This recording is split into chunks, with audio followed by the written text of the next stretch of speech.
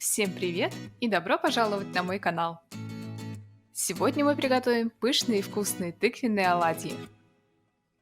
Полный список ингредиентов вы можете найти в описании под видео. Ну что ж, давайте начнем готовить. В большую миску вбейте яйцо, добавьте 30 грамм сахара, пол чайной ложки корицы, 1/4 чайной ложки мускатного ореха и имбиря и взбейте хорошо венчиком.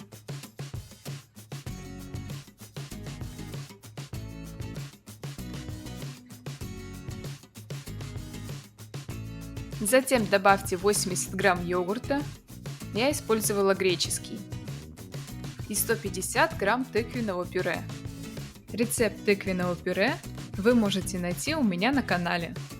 Ссылку я оставлю в описании под видео. Перемешиваем все с помощью венчика.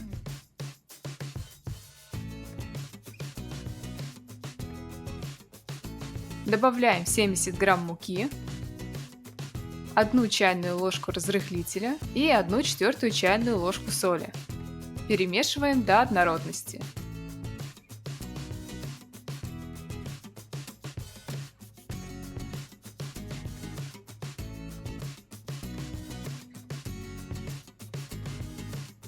Тесто готово, и теперь можно начинать жарить наши оладушки.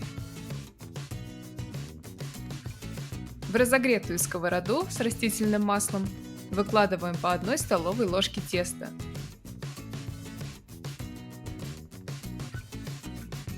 Накрываем крышкой и готовим на среднем огне 5 минут.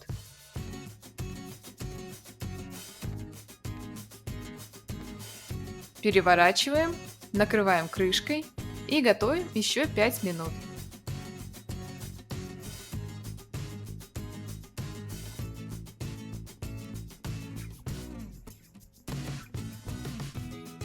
Готовые оладьи можно подать со сгущенным молоком или сметаной.